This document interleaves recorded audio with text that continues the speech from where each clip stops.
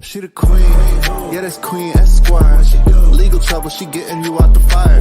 Another day and she solving another case. Cause she litigate with dignity and grace. She the queen, yeah, that's Queen Esquire. Legal trouble, she getting you out the fire. Another day and she solving another case. Cause she litigate with dignity and grace.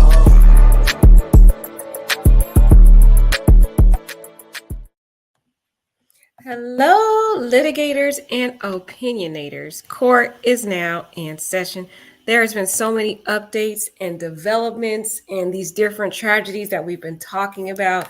And guys, more information is coming out. I'm pretty sure, I don't know if you guys have heard about this information or not, that is showing and creating a very sinister picture of Bryan Kohberger. I mean, when we first heard about Bryan Kohberger, when he was first arrested, he came out of left field. Nobody knew who he was. We were just trying to figure out who the heck this guy is. Well, come to find out, the more that comes out about this guy, the more disturbing information is shed, which to me creates more certainty, in my humble opinion, that he is the prime suspect and has more than likely committed this crime. Number one, guys, information has come out that Bryan Kohberger was already fired from his internship by the time he was arrested for the alleged murder of our precious 4 victims that were involved. And he was fired for sexist attitude he had towards women and former altercations that he's had with his professor. So it turns out that he had been very sexist towards the women students in his class, meaning he was grading them harsher than he was grading the male students. And I think it's because, as we talked about before, that Mr. Kohberger has had this deep animosity as it relates to women because he feels in his mind he has been deprived of the enjoyment that men normally have with women because women have repeatedly rejected him because of his lack of social cues and skills and abilities to communicate with the opposite sex. So, guys, this is crazy. Let's get into this because the more you hear about Bryan Kohberger, the more disturbing this man is. So I'm wondering if his parents knew about this, that Bryan was fired as a teaching assistant days before his arrest, y'all. Okay, Bryan Kohberger, the suspect in the slayings of the 4 University of Idaho students, was reportedly fired from his job, y'all. They were already picking up on the fact that he was very disturbing, y'all. We already knew that he was a doctoral candidate. So we had that already set in place, that he was this doctoral candidate in criminology. He had just barely, the disturbing part about this, guys, is he just barely started his first semester and he was already acting up. It was like you would think he would give it some time first before he start acting up, y'all. But he just started just acting up. Okay. So let's get into this. Bryan Kohberger had received several warnings from the university in the months before his arrest, and he was terminated from his teaching assistant position on December 19th. And it was citing multiple unnamed sources that they had reached out to just days before a reported firing. He had embarked on that cross-country drive, but let's get into the details because I don't want to hear about that. We already heard about that. According to Banfield, is a letter that was given to Kohberger before he was terminated, stated that he had a sexist attitude towards women he interacted with at the university. They said he was rude to women and he graded them differently than men. So it seems as though this man has harbored this long-term animosity towards women because he feels they have deprived him of the enjoyment that normal men have. That is just the mindset of an incel. That is the mindset of a freaking incel, y'all. Incels think like that. They think that women are at fault for why they can't seem to get gratification from women. And it has nothing to do with women. In reality, it has to do with their lack of ability to interact in a healthy way with women. And so women find these type of incels repulsive. Okay? Completely repulsive. So this is crazy. The letter also reportedly details a timeline of events leading up to Kohberger's termination, beginning with an alleged altercation he had with the professor on September 23rd, just weeks into the job. So he was arguing with his professor, y'all. There was indication that he had followed a young lady to her vehicle. Okay, it's just crazy. So they said letter states that Kohberger and the professor, they met on October 3rd to discuss professional behavior. The professor reportedly emailed Kohberger on October 23rd to tell him he failed to meet the expectations set out in the meeting earlier that month. I mean, it's the more we hear about this man, guys, the more the puzzle begins to fit and the more clear that picture becomes that this is the guy. You see, the reason why a lot of people question that he was the person who possibly took the life of these four victims is because we didn't know a lot of information about him. And of course, the judge has done a good job of preventing information from coming out because they pretty much put gag order, in place. Although that gag order doesn't seem to really be working because we're still getting information, thankfully so. Now on December 9th, guys, Kohberger reportedly had a second altercation with the professor. His post was officially terminated 10 days later. So he had repeated altercations with the professor. And think about it. December 9th was after he brutally unalived those poor four souls. It's like as if these poor souls had to reap the aggression that was inside this man that had been building up over the years of repeated rejections from his preference, which was the blonde, gorgeous Marilyn Monroe type of women, the very gorgeous ones. Now, Phil Weiler, Vice President of Marketing and Communications at Washington State University, told Newsweek that Kohberger had received an appointment as a teaching assistant in the fall 2022 semester, but does not currently have a teaching assistantship. And he is currently not enrolled at Washington State University. Well, that is obvious, guys. He's already been charged with a crime. So, of course, they already let him go. But he was let go, guys, before he was even arrested. That's the issue. It is typical for students to receive a teaching assistantship or similar appointment as part of their PhD program, he added. Weiler declined to provide further details, saying information concerning a student's teaching assistantship is considered a student record. And universities were prevented from discussing student records by federal family educational privacy rights. As a result, I'm unable to comment on the experience. Now, this article doesn't give us all the tea, y'all. The information where we're going to get a lot of our tea is from these. Where is it? Do you think it? I guess. Sorry, that's not it. I have it here from a source from Newsweek. I really liked Newsweek's indications and information they shared. So we're going to go over that because they give us more of the tea information that we need to know. So let's put that on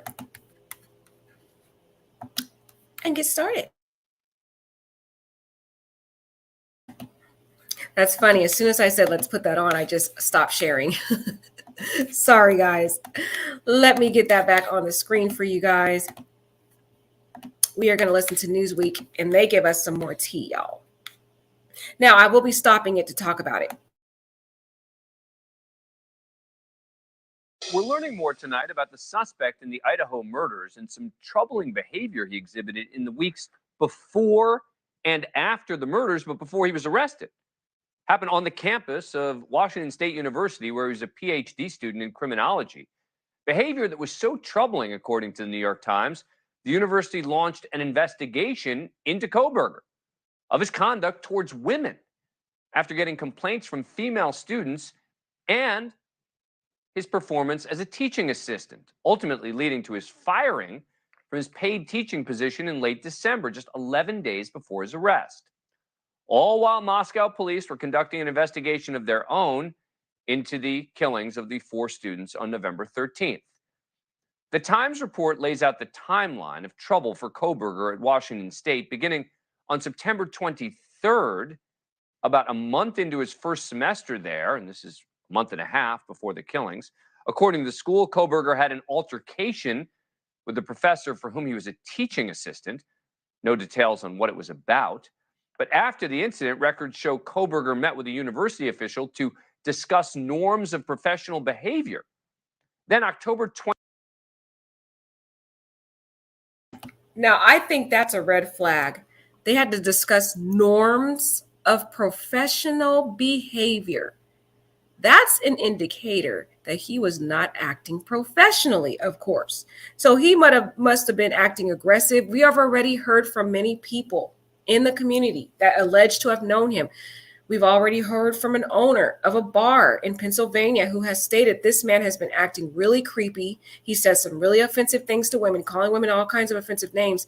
So I'm thinking this man was behaving the same disturbing way in these classes with the different women. He had a resentment towards women. He hated women.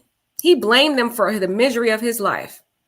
And this was like an aggression that was building up over time. And as sad as it is, I believe one of those girls upstairs, either Kaylee or Maddie, one of those two girls exemplified the very image of women he has developed this direct anger and aggression towards. And he couldn't help himself, y'all. His antisocial personality, he could not help himself to act out in class, y'all, because he just couldn't stand women, and that animosity just was exuding in the different conduct that he displayed with those students. Those poor female students were probably getting all kinds of bad grades. And then he had the nerve to disrespect the professor. Now, I have a question about that professor. Was the professor a female? Because that's another layer we want to ask. If it's a female, that also adds to that animosity he has towards females. He doesn't have a respect for them. He thinks they're subordinate to him. And he just feels like he is entitled to all the gratifications that other men have without the good conduct that these men have to get what they want. Basically, they know how to treat women the way they should be treated to get what they want, basically. And I'm not saying every man's that way, but he just doesn't have the social skills to do that.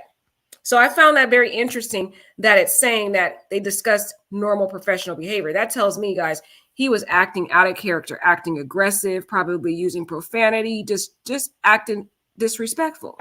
And that's probably why he didn't get hired for that internship at the police station.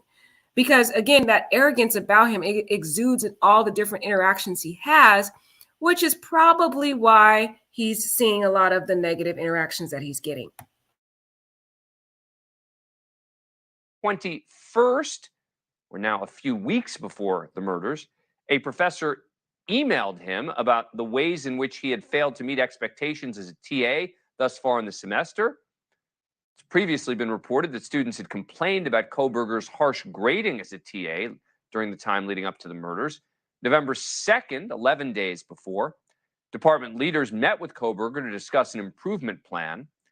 Then December 9th, nearly 4 weeks after the killings, the school reports Kohberger had another altercation. Well, so he just outlined 4 different incidents, you guys. This man just couldn't act right in class. So we had the first altercation, then October they had a discussion, then November they had a discussion, then finally in December he gets fired. So it's like he just never changed his behavior. He just continually just progressed and had more poor interactions. And I think it all relates to his interactions with women. So guys, the more we hear about this man, the more it becomes clear that he is the prime suspect and he more than likely committed this crime. Now, of course, we have to always give that disclaimer that he is innocent until proven guilty in the court of law. But just from my humble personal opinion, I think he's guilty. I mean, just looking at the information that's coming out about this guy, I personally think the man is guilty as all get out. But let's keep going. With his professor. On December 15th, we have video of Kohberger being stopped by police while on the road with his father, leading to his Pennsylvania home. And at about the same time, school officials met to discuss Kohberger's future as a TA in their end-of-the-year meeting, investigating reports from some women that he made them feel uncomfortable, and in one instance was accused of following a female student to her car. The university apparently wasn't able to prove any wrongdoing, but still, it was all enough for the university to fire him on December 19th, the official termination in a letter, which Ashley Banfield got a hold of. Then So it appears, yeah, he was being spoke to in the early months from October, November, December, and then finally on the 19th, he gets fired. But what I found very disturbing, guys, is the fact that he followed that girl to her car. That is really creepy. This man just doesn't get it. It's like he's missing some type of rationality in terms of how he interacts with women.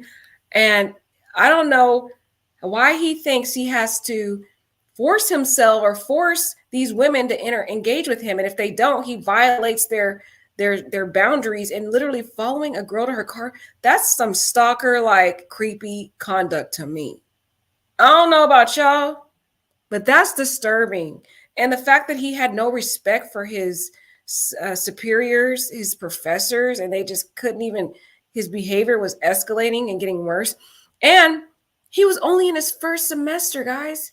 He hadn't even gone past the first semester, and he already gets fired from his internship.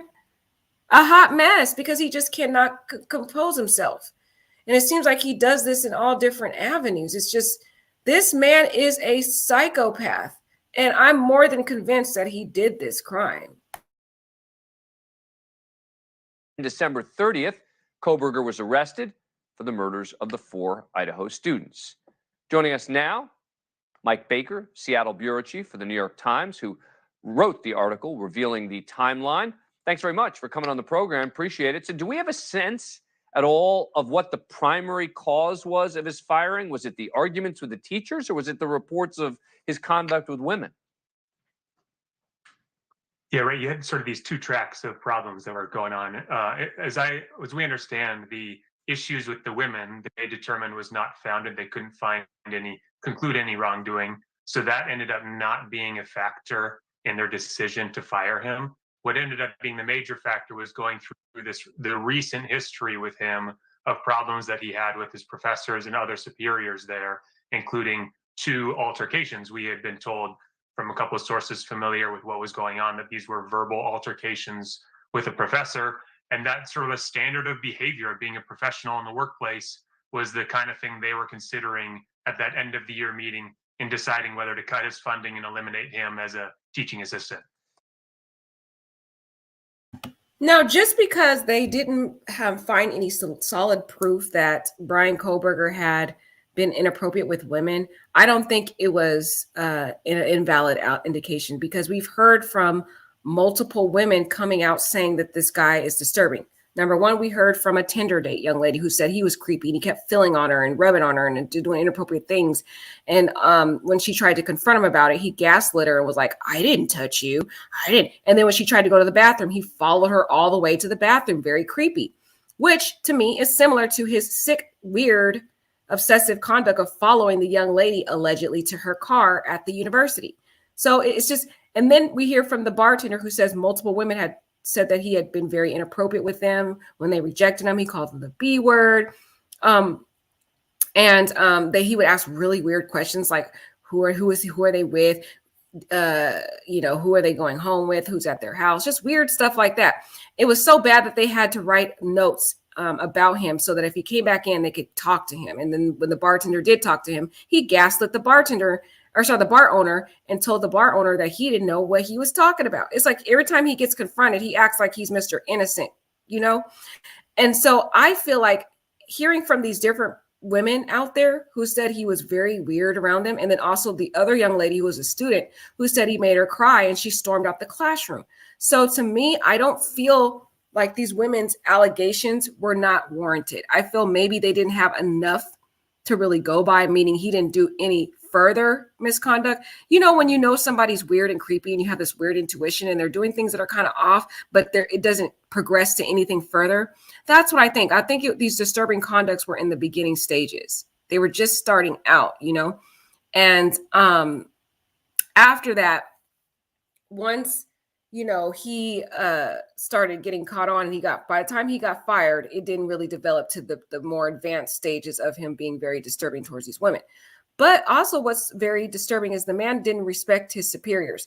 That also goes hand in hand with what different people have said about him. Number one, Bryan comes off as what people say very arrogant. He thinks he's the smartest person in the room. He wants to overtalk and outtalk everybody and try to explain things in very complex ways to make him sound more intelligent than he really is and than what he really thinks he is. Okay.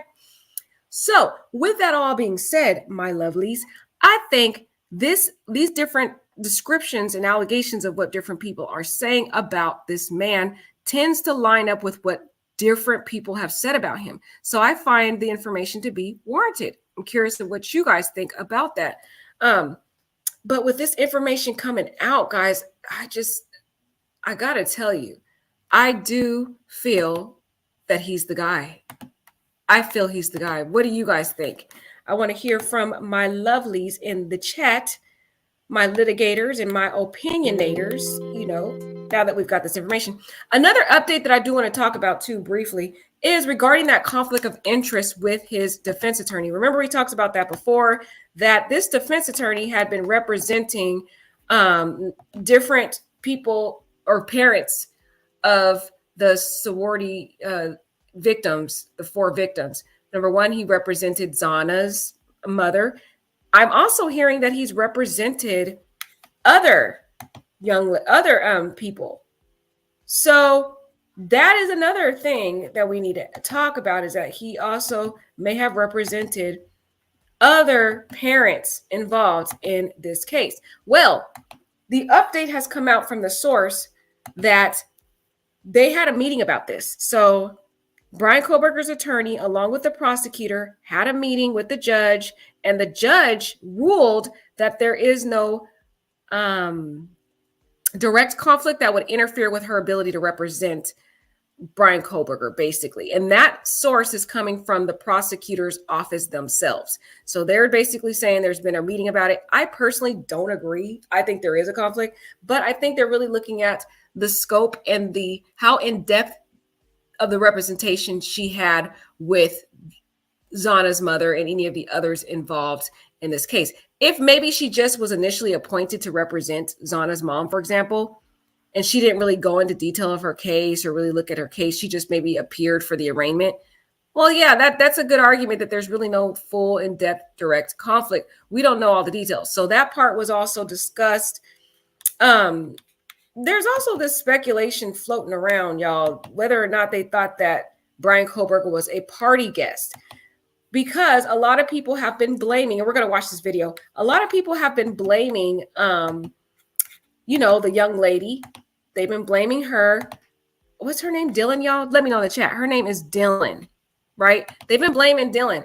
They think that Dylan is at fault for all this stuff and she didn't call the police. Well, there's a lot of information coming out. Number one, a disturbing information has come out that the person who called the police, first of all, let's go into that first. The person who called the police was Ethan's best friend. Yeah, that's sad, guys. Ethan's best friend discovered Ethan's body. He checked Ethan's pulse. He tried to render aid or whatever. And he's the one that called the police when he got there. So that's the first disturbing thing that we heard.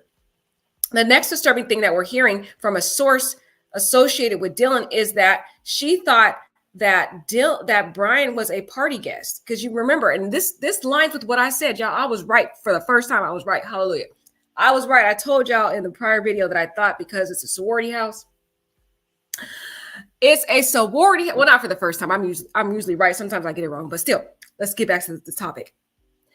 I told you guys before that the reason why she didn't call the police is because of the dynamics of that house. It's a sorority house. They have parties all the time. They're used to tons of people being there, large volume of traffic, for example. And also you got to look at the whole culture of sororities and fraternities. They do pull a lot of pranks and they do funny jokes on each other and stuff like that. That's all normal stuff.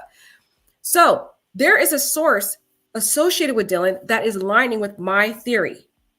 The source is saying that Dylan alleges that she thought Bryan Kohberger was a party guest, that he was visiting one of them, and that basically the noise that was going on was related to them just kind of messing around, horsing around in the house. So that's exactly what I said, that's why she didn't call 911. Although she may have had that intuition that, oh my God, that guy looks kind of creepy. She just wanted to stay out of it and say, it's none of my business. They invited this weird, creepy guest over. That's their problem. I'm just going to shut my door, lock it, and stay to my business. that, her intuition kicked in that something was off about Bryan, but she didn't know and register that this was a burglar or a murderer or some guy that, was of some type of concern. She thought, whoa, they invited this creepy guest over, but she didn't think he was a murderer and that he harmed her sorority sisters or the roommates. And that is exactly what I thought, because, and what I told you guys, I think that's what her reasoning was, because it does align with that type of culture. I myself used to live in a sorority house, and it is typical for a large traffic to go in that house. So I would have did the same thing. I would have thought, oh, this is a weird, creepy person. And I would just back out and shut my door and be like, whatever, they're making all this noise, I'm going to go back to bed, whatever. That guy is really creepy. I'm not going to get involved with it, whatever they're doing out there, but I'm about to shut the door. And you got to understand, it was dark. Okay. It was dark. So how is she going to see all that blood on him? How is she going to see the knife? It's pitch black in there. Also, there's another theory going out. Remember, he had this condition called snow. What is it called? Put it in the chat, y'all. Snow something. What is it called? Bryan Kohberger had snow. Man, I forgot it, guys. I know y'all could tell me in the chat. Y'all know the story more than I do. Snow vision or something like that. Visual snow. There it is. Visual snow syndrome. They were talking about his condition, right? And they were saying that it could have obstructed the, and actually it did, because they were talking about where the visual snow is located. And the visual snow was really obstructing his peripheral vision towards I think it's towards the right side of his peripheral. So if he's walking down that stairs, right, Dylan's room's located on the right side. Of course he didn't see her because he's pretty much blind on the right side of his eye. He can't see out of his peripheral on that side. He has better vision on the left side, which is why he saw either Ethan or Zana come out of that room, which led to the altercation. He wasn't going to initially kill Ethan and Zana. They were the issue with his situation was he should have been in the first place, but he wasn't going to initially kill them. But either Ethan or Zana had come out that room. They saw him eye to eye contact, and that's when the interaction happened. That their allegation is that he started stabbing Ethan. So it's apparent that Ethan came out that room. That's how he interacted with Bryan. Then the attack started to ensue, and then Zana was the last victim. That is the allegations. So my theory is he came down the stairs. Of course, he didn't see Dylan because she's on the right side where his vision is obstructed as it is. But he had very good vision on the left side. So he sees Ethan. His focus is on Ethan. He takes out Ethan. By the time he even interacts with Ethan, Dylan had already gone in her room, backed out, shut the door, and went to sleep. Was like, these people are weird. I don't know what they got going on. I'm not going to be a part of it, but that guy is really weird. Whoever guest they invited over, but whatever. I'm out of this. So I really agree. I think that's what happened. And she probably slept in that night because they've been drinking. All of them had gone to a party, guys, that night. So they were intoxicated. And imagine if she's intoxicated too. So you think she's in her right rational mind? The surviving as she's roommate seeing these different people in the house. Sorry, I'm playing that. But you think she's in her right mind during that time? No, she's not.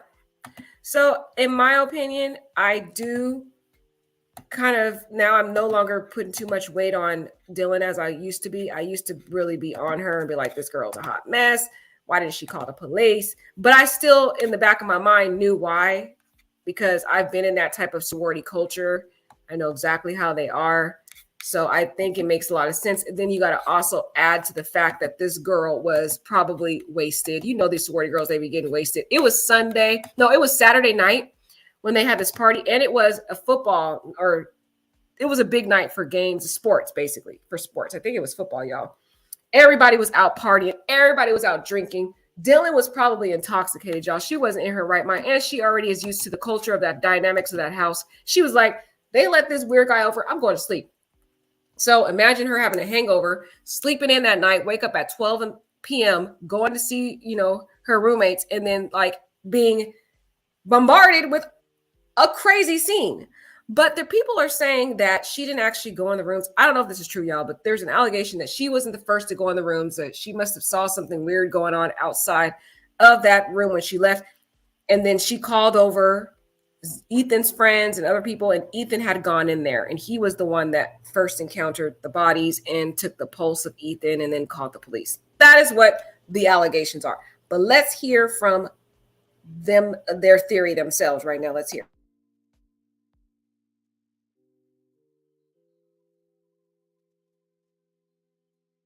The surviving roommate in the Idaho college killings failed to call 911 the night of the slayings because she apparently believed the killer was a party guest. One of the details that we've come to learn is that she didn't think anything other than just noisy roommates was a problem. She thought her roommates were horsing around and being loud in the middle of the night. The house was known as Party Central, with cops coming multiple times responding to noise complaints. News Nation's Ashley Banfield says a source close to the investigation gives her the fullest explanation yet about why the roommate, Dylan Mortensen, never called 911 despite coming face to face with the suspect. Wasn't a statement attributed to her that she was frozen in fear, which is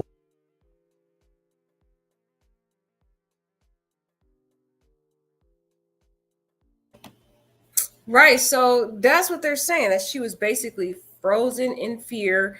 And that was the thing that people got confused.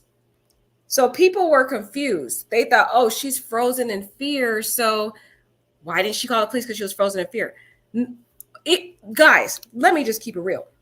Even if you're in a sorority house, there's a bunch of people. You may not want certain guests in your house, but you cannot control who comes in and out of the house because you got multiple other sorority people in there who want to have parties, and you don't want to be known as the party pooper. Okay. So even though she may have saw Bryan Kohberger and froze like, oh my God, what the heck? Who is this weird, creepy guy in my house? She didn't want to be a party pooper and be like, oh, you need to get your weird friend out of the house. Something in her intuition said, the guy's weird. Just get back in your room and shut the door. Don't get involved with whatever they got going on. But I don't think it really registered that she was in emergency type situation. And you got to also understand, there were no screams heard. All they heard, based upon that recording of the surveillance that was near that location, is they heard a little whimper and a fall. And that, yes, Dylan did hear crying, but you also heard the calm voice saying, don't worry, I'm going to help you. So what do you think she was thinking? She knew Ethan was in the house, so he's with his girlfriend. So she probably was crying. Maybe she hurt herself or whatever because people were intoxicated. And she heard the voice, don't worry, I'll help you. And she probably thought, oh, that's just Ethan trying to help and comfort his girlfriend. He's got it covered. I'm going back to sleep. I don't know what they're doing, but I'm tired. I'm getting my rest. That's what I think.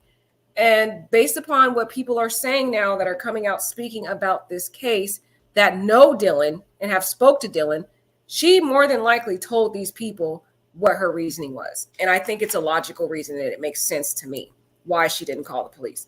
And she more than likely is going to be talking about that during the trial, because you already know if she doesn't, the defense attorney is going to come in and they're going to try to put this on her and pin this on her and say, oh, she had several hours to make up this little plan and clean up the crime scene and plant this sheaf there next to the victims and frame my client, blah, blah, blah, So she's going to have to be, provide an explanation on the stand. So it is a question that a lot of us had, but I feel like this source is giving us the answer. Okay. I feel like, what do you guys think? Do y'all agree? Do y'all believe her? Do y'all not believe her? Y'all still think, you think we still don't like what she did? Let's hear from our beautiful, lovely litigators and opinionators in the chat. Hi, Bad News. It's so wonderful to see you. Hi, Crystal, my love. Hi, Save Mother Earth. All my lovely people. Oh my gosh, Shelly Duarte. Ah, she's here. Hi, beautiful. She said it's 3 a.m. here. Oh my God, girl, you up late tonight. My beautiful people, girl, I'm up late too. I don't know what happened. I just cannot sleep, y'all. It's not really late as Shelly, where Shelly is. Yuck, a mind so obsessively narcissistic. Exactly, Save Mother Earth. Girl, he is definitely narcissistic in my humble opinion, y'all, based upon how he's interacting with his professor, disrespecting his professor. Hi, Emma. Oh my God. Oh, you're in Massachusetts too, Emma? Oh my gosh. Look, we got two beautiful people in Massachusetts. Y'all might want to link up and have a girls' day or Queen Esquire girls' day. Let me know how it goes, because I wish I could be there with y'all. I might have to travel one day to meet you guys. A. Nicole says, it's really sad when the criminals are actually studying PhD in criminology to perfect their craft. Exactly, A. Nicole. It is very creepy because this guy clearly was trying to study this information to try to gain an advantage. Look at the rage in his eyes in this picture. It's so disturbing. But guys, the more information we're hearing, do you think this really is establishing some solid information that he's the guy? He's the one that did this murder? Or do you still have questions? I want to hear you for what you guys think. A psychological evaluation was needed. Student health should have been notified. I agree with you, A. Nicole. Because based upon looking at his prior blogs, this guy had some serious mental health issues. He sees humans as a sack of organic meat. That's what he said from his very words, from a blog that he had been posting several years ago. And that was when he was a teenager. So imagine how he thinks as an adult now when he's had so many different life experiences that have probably further deteriorated his mindset as it relates to women, and made him feel more superior to people because of his narcissism.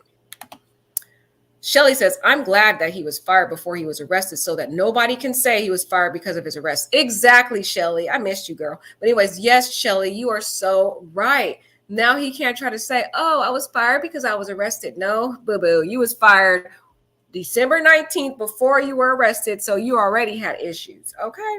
She said, because being fired before obviously shows exactly what this deranged murderer is. Exactly, Shelley. In my opinion, I agree with Shelley that just looking at all the different disturbing altercations leading up to his arrest shows that this man had been boiling over and waiting to enact his revenge on, in my opinion, women, and women that were his preference. Like I said, I don't think Zana and Ethan were the intended targets, and I don't think they would have been unalived. But for Ethan coming out that room, no fault to his own. He believes he's safe, guys.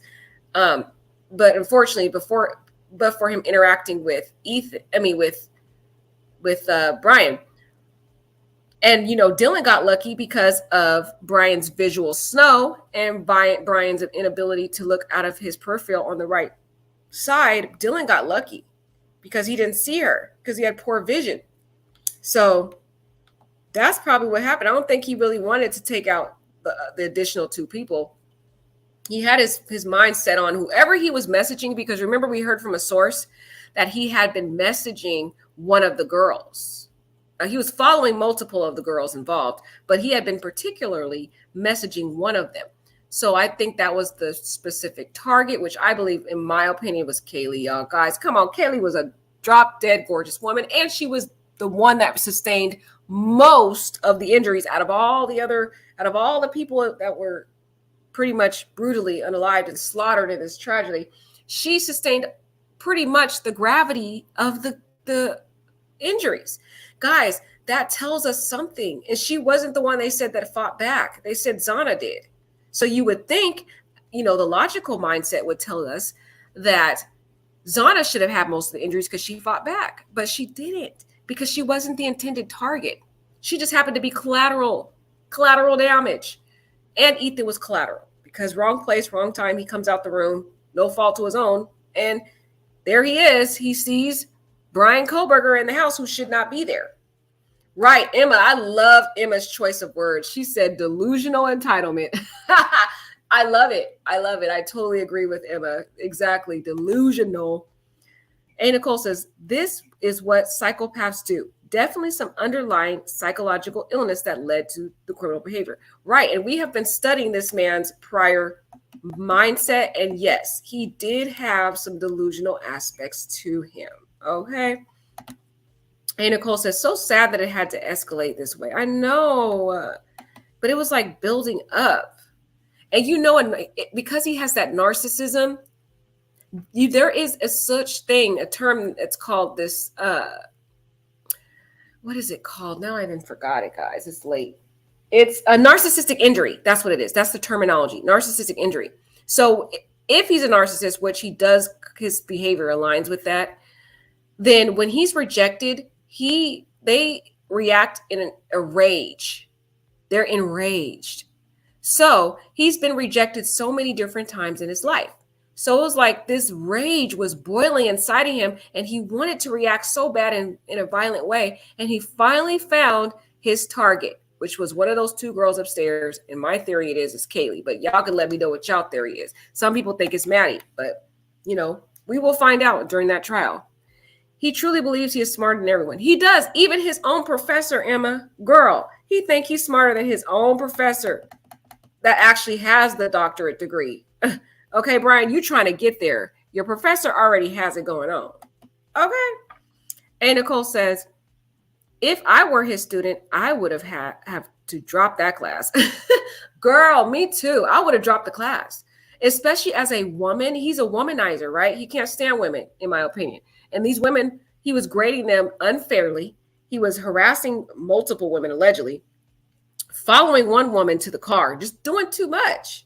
So yeah, if I, like Nicole said, I would have tried to figure out a way to get out of that class. Like Nicole said, any first chance I get, I would have been like, I'm out. He is the guy, in my opinion. Absolutely. I agree with Emma, guys. The more information, at first, a lot of us were not really clear on it. We kind of was like, okay, it could be him. It was kind of like I was on the fence, even though like I could think it was him. I was still on the fence. I need a little bit more. But now that I've heard about this to me really gives me the confidence I need to believe this is the guy. Like I really am. I have no more questions, but I'm pretty sure there's going to be a lot more that's going to come out about this man before we even get to that preliminary hearing in June. And I can't wait for the preliminary hearing, you guys, because that preliminary hearing is really going to give us some more information about this sick man. Now, and Nicole, she talks about, wow, she's blonde. Right, Nicole. He likes blonde women. And we went over this a couple of times. The different women dating back to elementary school that he's had a crush on, they've had kind of light blonde hair. He likes that. So there was a girl in elementary school that he had a big obsession with, and he kept following her around, writing her all these obsessive letters and all this stuff. Well, she was blonde. Then on his Tinder date, that girl kind of had blondish type hair. Look, they all kind of look similar too. Now we have Kaylee involved, and she's blonde. So it seems that's his preference. He likes the pretty blonde kind of Marilyn Monroe type women. And we kind of figured that out, that that's his type, that Marilyn Monroe look. Marilyn Monroe is just the whole definition of absolutely drop dead gorgeous. Okay. Absolutely.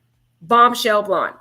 So I think that's what he wants. He wants that gorgeous bombshell woman. That's just the really pretty. He has a type, y'all.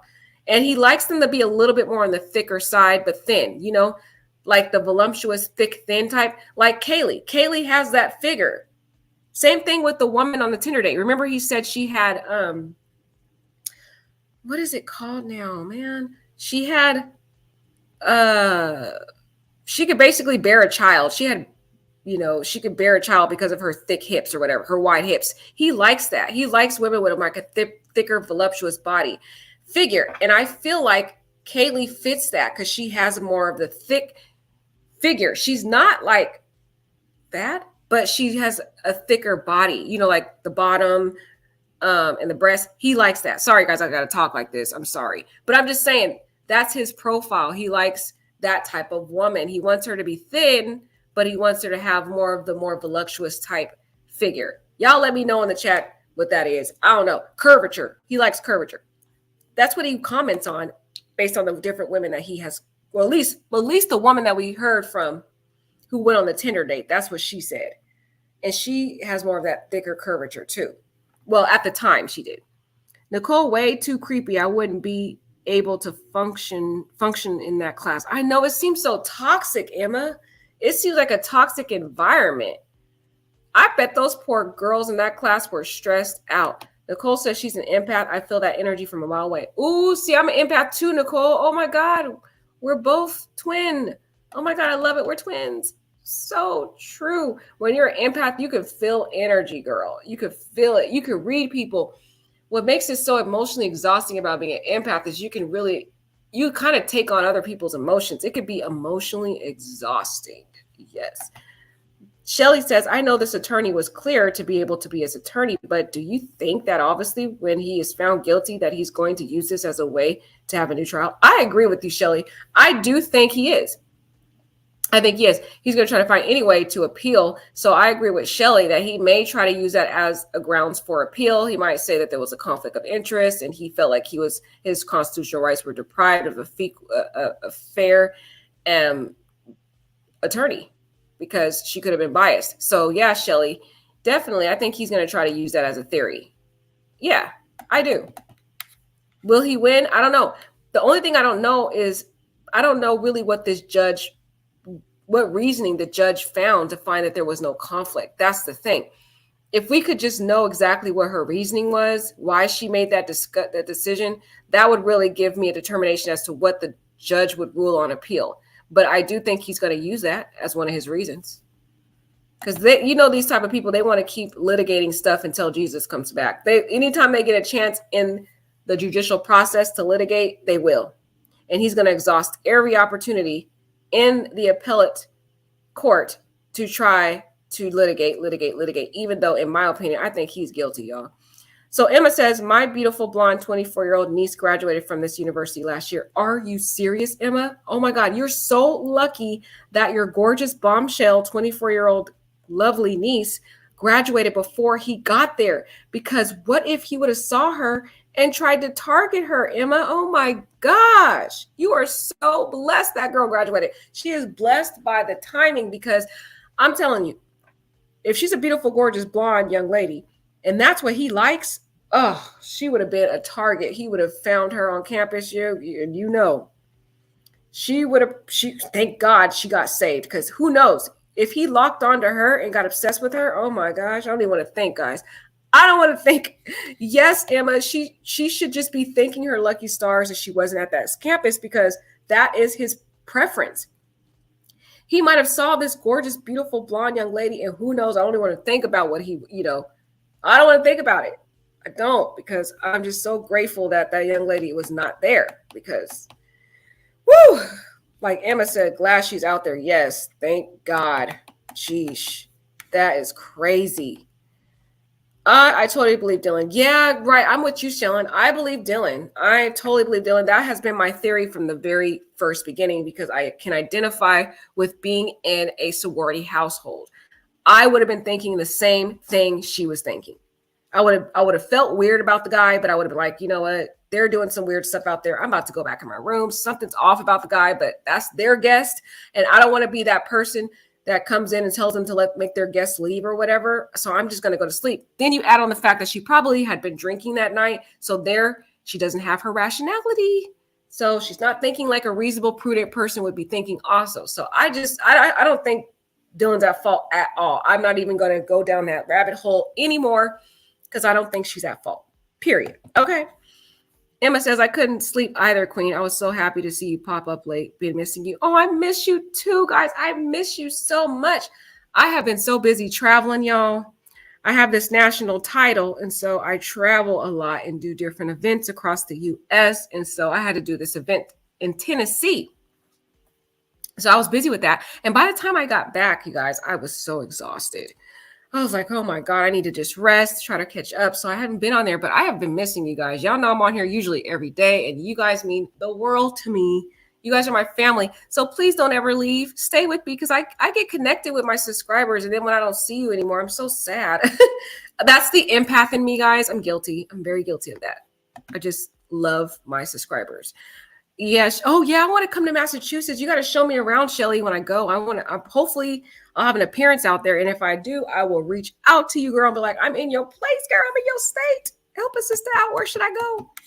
Okay. Shelley thinks that he is 1000% guilty in her opinion. I 100% agree with Shelley. The more it comes out about this guy, it keeps piling up that this guy more than likely did it. He clearly has some aggression issues, and he had a hatred towards women.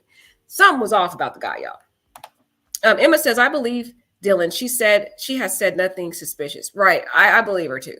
I believe her too. And when we hear from her at trial, it's going to all be clear. And it appears that she's already explained what happened to someone else who has already talked about her reasoning. So Dylan is not an issue. She's a non-issue.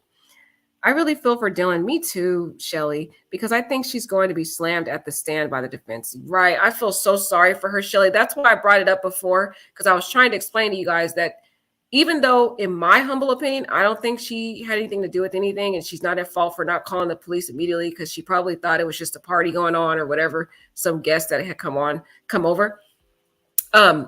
You cannot eliminate the fact that the defense can use this to their advantage. Any type of hole or any type of gap in the timeline, the defense attorney is going to use that to their advantage.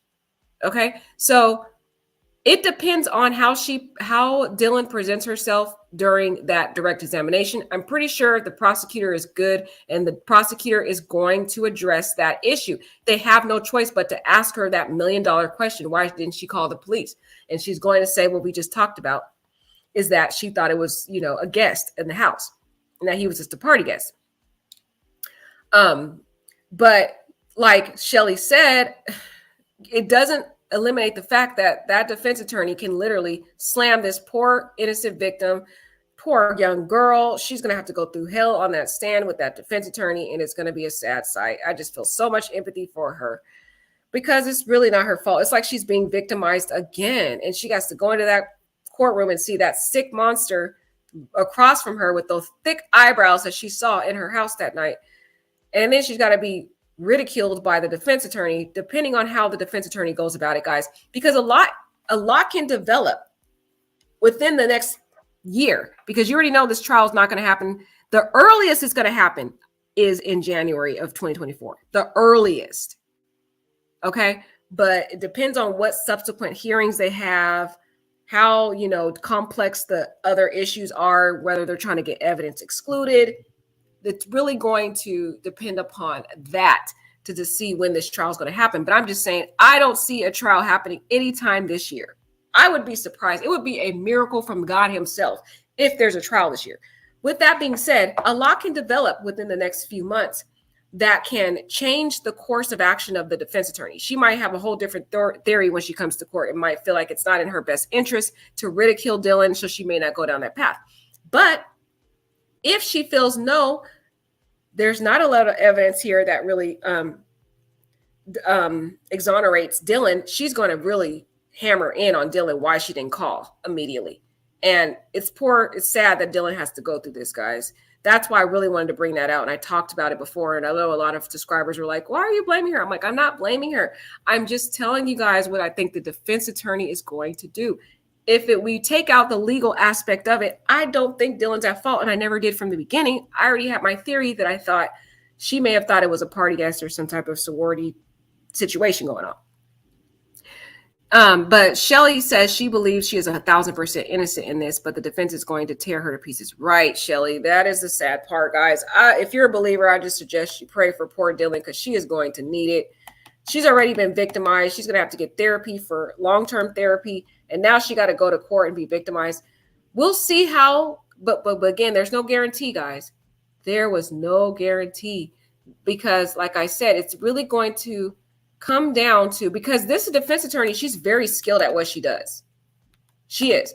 So she's going to look at strategically, does this help her or hurt her client if she really hammers in on Dylan? If it helps her client, yeah, she's going to tear Dylan to pieces and slaughter her on that stand.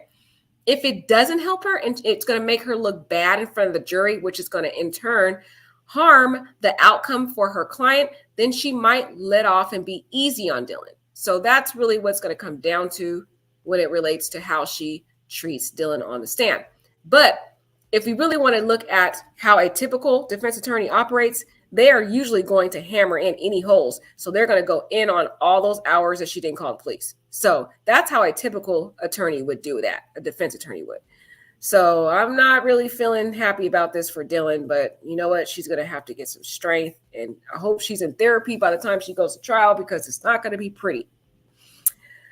Save Mother Earth says, I was scrubbing the floor and listening. Oh, I love you, Save Mother Earth. I wish we could all hang out. I wish I could have like a subscriber meet and greet and party and like all hang out, because you guys are just so lovely.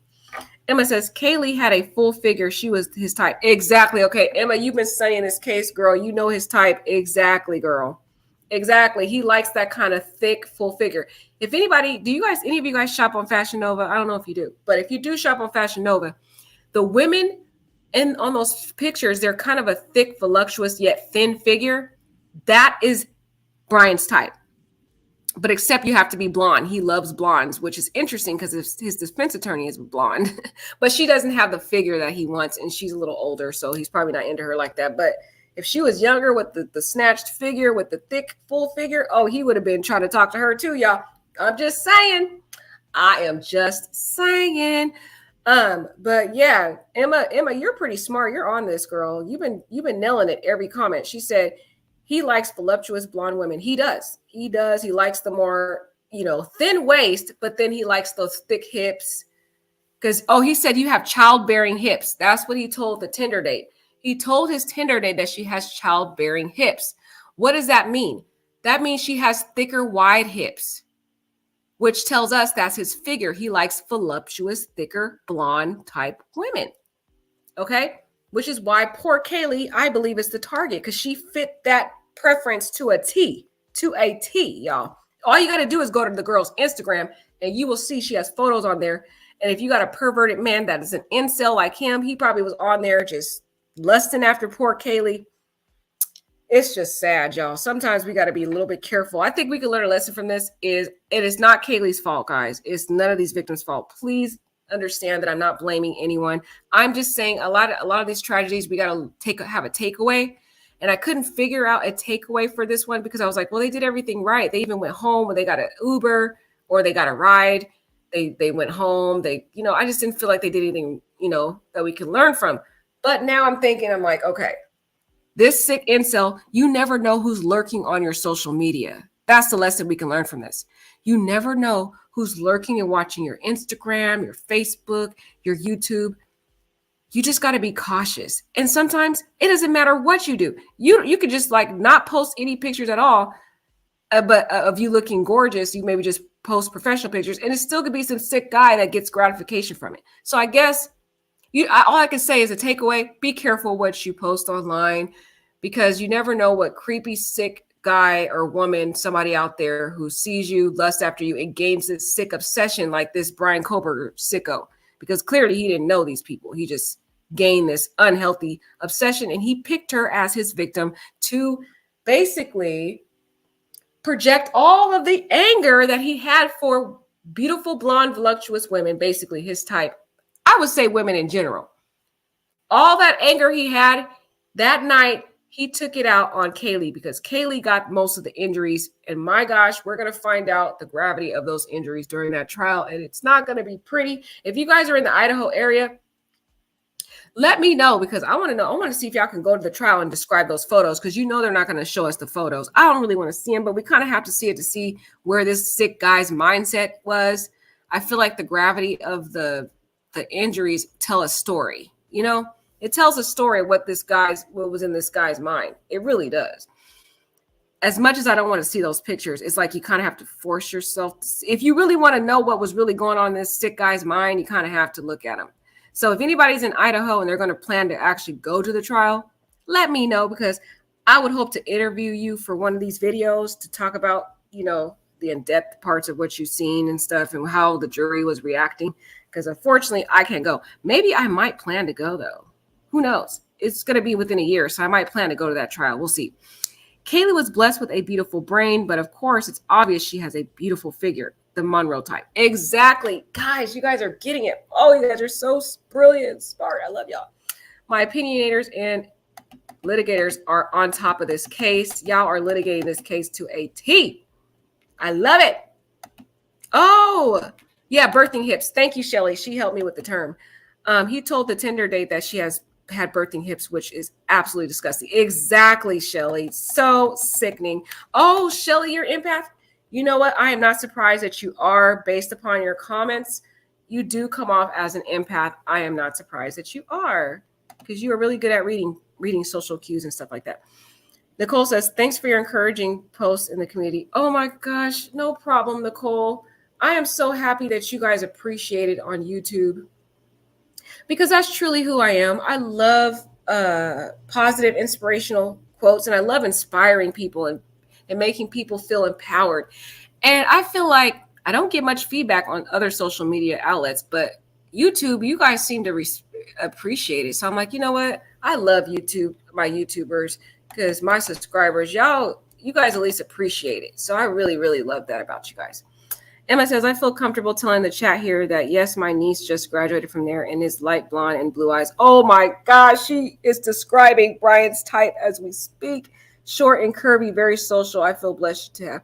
Wow, Emma, girl, you literally described Bryan's preference to a T in your niece. Oh my God, I'm so thankful. She got very lucky, because I'm just saying, if she was on campus, she literally kind of fits the profile of Kaylee too. Does Kaylee have blue eyes? I don't think, but blue eyes. Oh my gosh, she must have been a bombshell. Oh my gosh, the gorgeous blue eyes. Woo!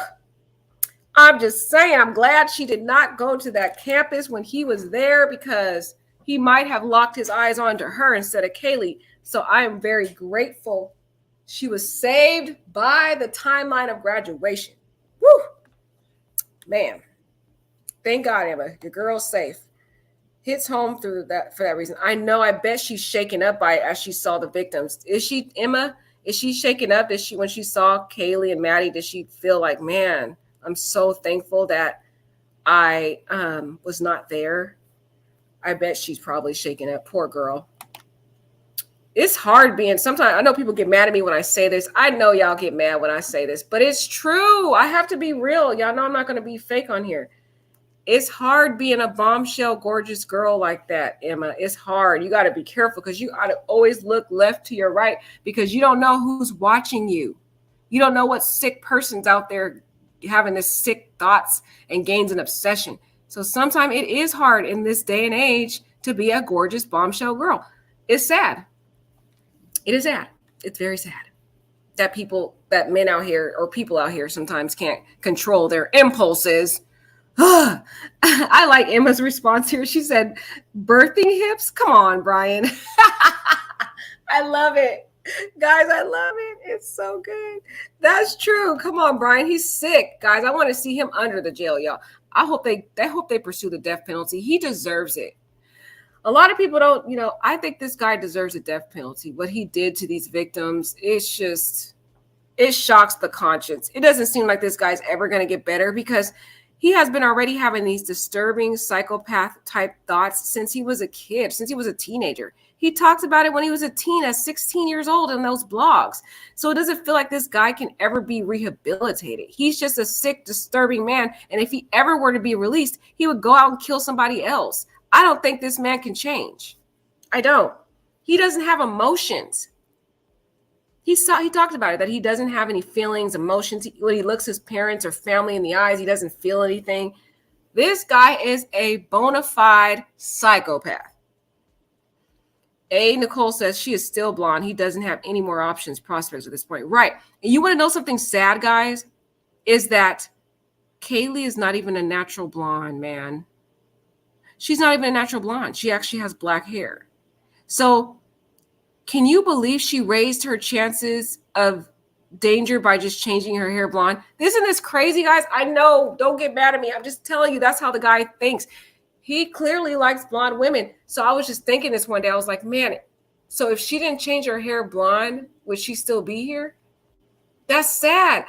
You have to really think about stuff that deep now. When you're thinking about changing your hair color, you got to be like, should I change it this color? Is that going to make me more attractive to some sick guy out there? I don't know. It's just a question I have, y'all. I just have questions, okay?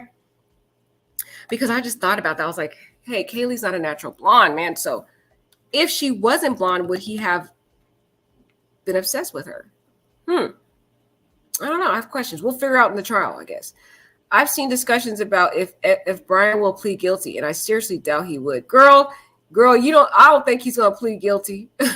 He thinks he's smarter than everyone, and plus he's a narcissist. Exactly, Shelly, girl. You described it to a T.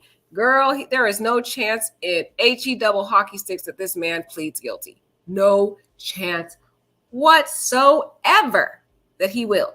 He is going to ride this thing to the end because he thinks he's smarter than the jury, than the judge, than the prosecutor, than his own attorney.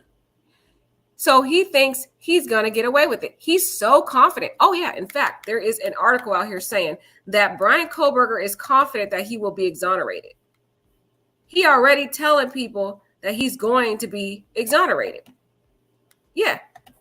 He up there just so happy and confident. He got his head is just exploding with this extreme confidence that, oh, I'm about to get away with this. I'm about to be exonerated. Bring it on. Yep, that's what he's going around doing. So it says Bryan Kohberger remains confident he'll be exonerated. The nerve.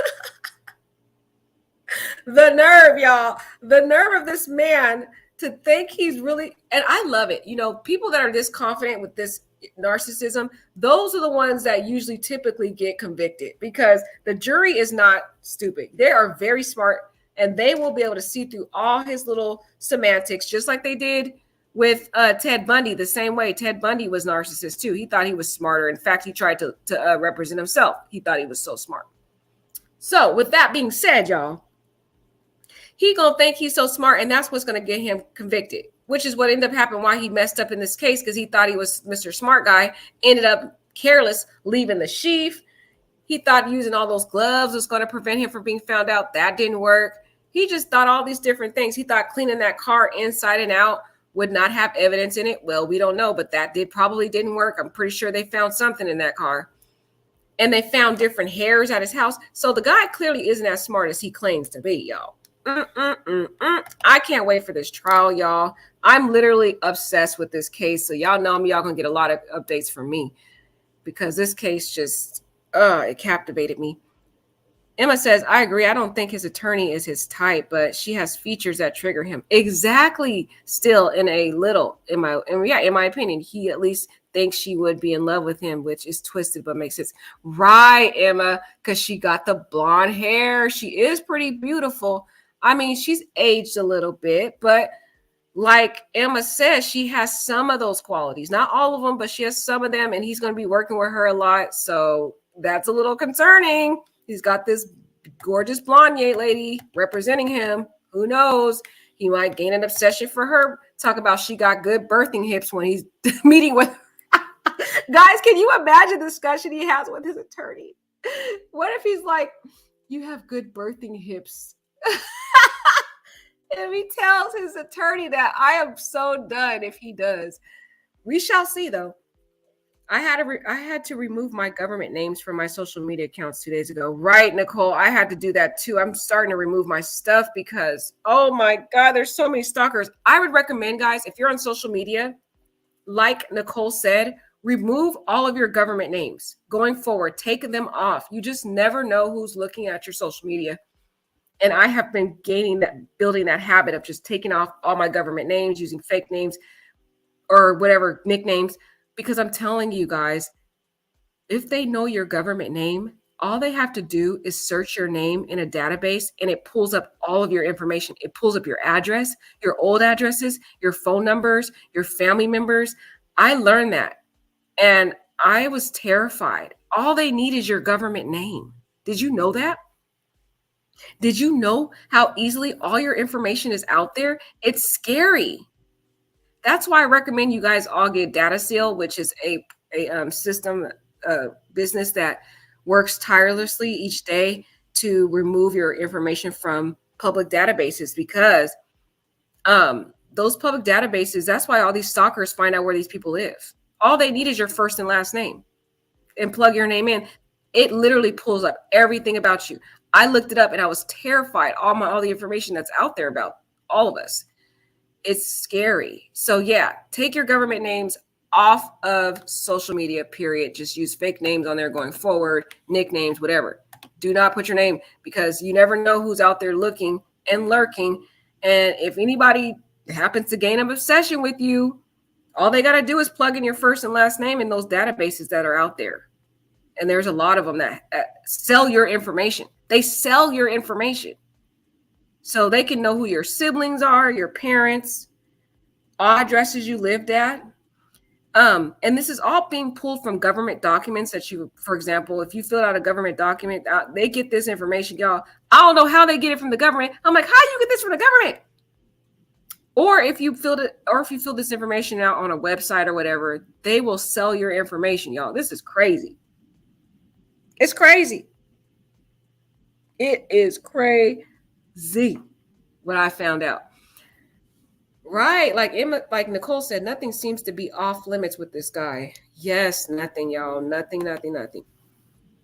Shelly says, I was disgusted when this guy came out the blue a week ago, acting like he knows Dylan, saying that she knew what had happened and she was laughing and all this BS. He was on a YouTube channel. Oh my gosh.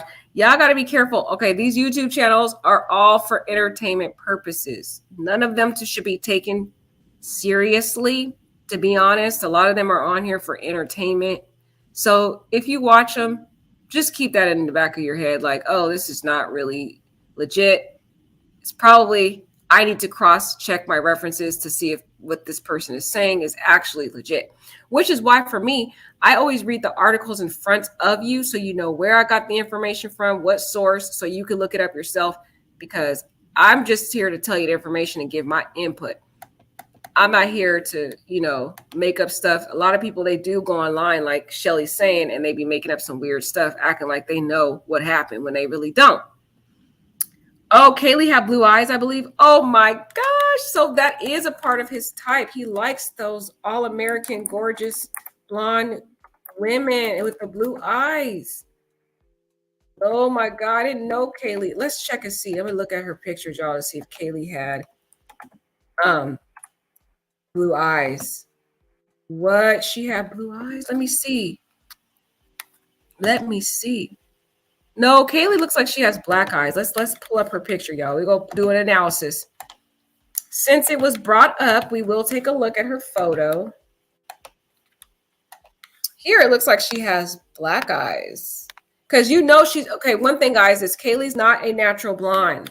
She has black hair. So, I mean, not that people who are not natural blondes wouldn't have blue eyes. So I've seen guys and women who are not natural blondes who have blue eyes. So that really doesn't, I guess that really doesn't even apply. So, but anyways, with her, it looks like she has black eyes. So she doesn't have, well, let's look at some more pictures. I might be wrong. It might be just the picture itself. Let's take a look at some more pictures because some of these pictures aren't really clear. Let's look at this one. We can't really see her eyes though, guys. I don't know. Maybe she does have blue eyes. We just can't see them. Yeah, these pictures are not really telling us if her eyes are blue. Let's look at this one. I mean,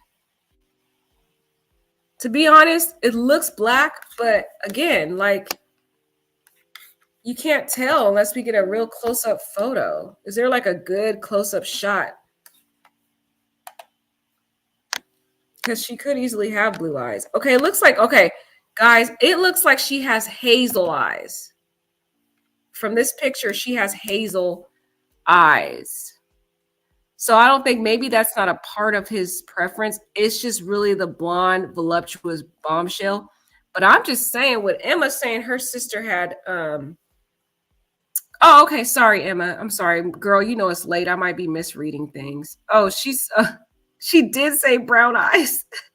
I'm so embarrassed. It's right there on the screen. Y'all, it's late over here, so my eyes are playing tricks on me. Sorry, Emma. You were correct. Emma was 100% correct. She has brown eyes. So I guess, I'm thinking, I don't think Bryan's really like going that in depth with the woman's color of her eyes. I don't. I think there's just a physique he's looking for with the blonde hair, bombshell type woman. That's what I think. I think he's just into that blonde hair, bombshell type look. That's what I think. But I was just thinking, because Emma said her niece had blue eyes. I was like, oh my God, that's just so pretty, pretty blue eyes. But again, look at her figure. This is exactly the type that he likes. Whereas the girls here are kind of more thinner. He likes Kaylee's type. That's what his preference is.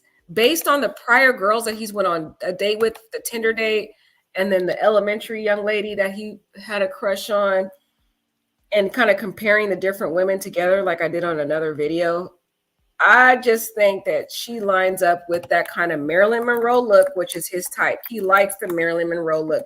I wouldn't be surprised if he had photos of Marilyn Monroe somewhere.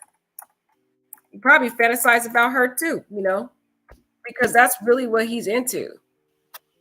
And Marilyn kind of had, I mean, she was very pretty thin, but she did have a nice kind of a little bit of curvature to her, even though she was very thin. She did have a little curvature to her in the right areas, if y'all know what I mean, for these type of men. I'm just saying. This type of man here, he had a particular look. Because we study the different women and they seem to kind of have that similarity to the kind of Marilyn Monroe look. Yeah, definitely the Marilyn Monroe look. That is my humble opinion. I'm gonna post my lovely Marilyn because I'm a fan of Marilyn too. Marilyn is just such a lovely young lady. But yeah, and look at her hair here. Her hair's not fully blonde. It's kind of like a pretty dirty blonde look.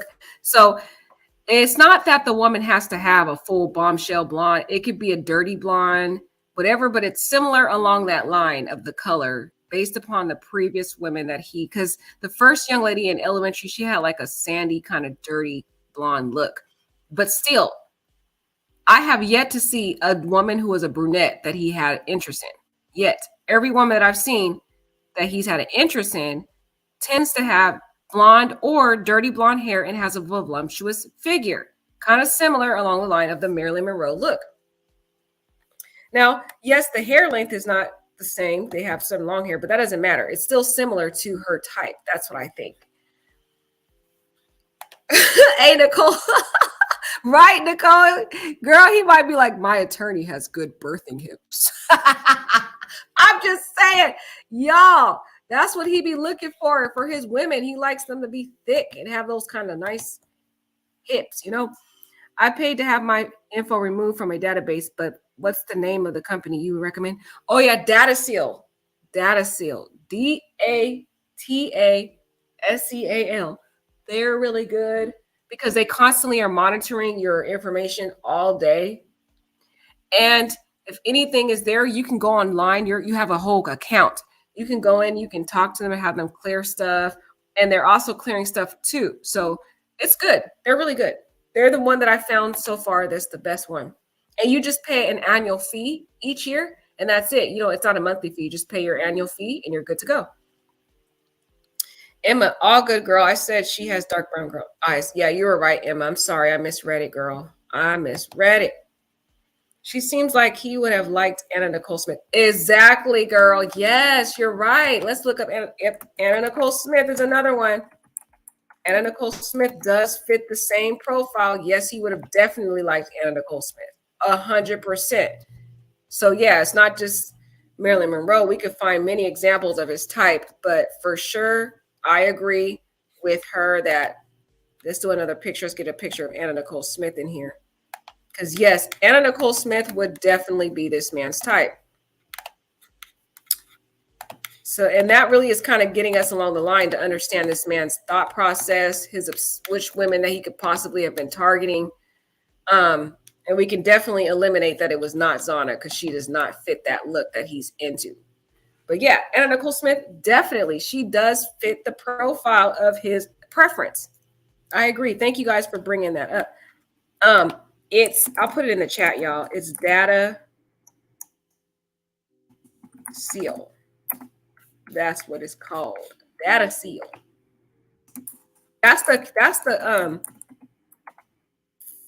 That is the company I use. That's what I use. But it's one word. They put it together. They actually put it together and they do this. Data Seal. That's how they spell it. I don't know. I saw it on their website like that. But that is the website I use. I like them and it's only an annual fee. So I would recommend it, y'all. And just don't put your government name on any social media. Just take it all off. Because once they have your name, they have everything. Isn't that crazy? They could just go put your name in a database. That's crazy. That's how these YouTubers be getting a lot of their information on these people. They go on those websites. They have memberships with those websites. There's actually one website that does it for free. Man, I forgot the name of it too. I found it on YouTube, but there's this one website. You don't need to have a membership. They'll give it to you for free. All you got to do is plug in the person's first and last name and where they're located or whatever. You just could put the state or whatever.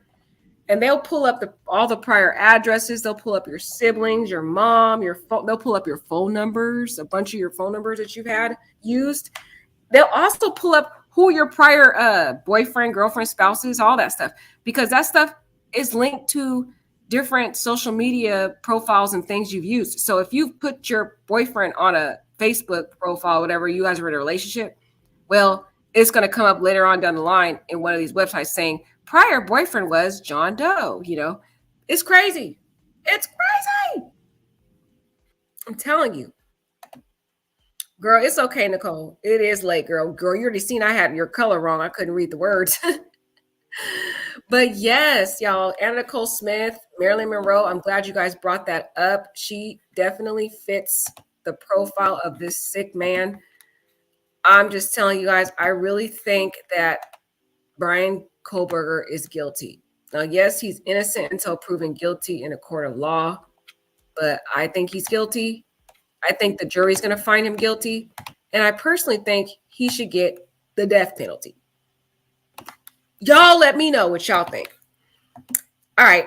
Take care and have a lovely night. Or lovely morning, y'all. It's morning now. A lovely morning. Guys, I'm going to be doing something different today. I'm going to be doing a video about health maintenance in recognition of Heart Disease Awareness Month, which is February. I know I don't normally talk a lot about health stuff, but this will be one video that I do that's a little out of context with what I talk about because it's in recognition of Heart Health Month. Hopefully you guys can tune in. It'll be at 2:00 Pacific time. If you can come and attend, I would love to have y'all there to give your input, to be there. Y'all know I love y'all. And I'll be covering some more criminal cases later on today and this weekend because I have a lot of time to cover some more stuff. I got to catch up on some stories. There's been a lot of crazy stories that have come out. All right. I love you guys. Have a wonderful morning. Get your rest. I'll miss you. Bye.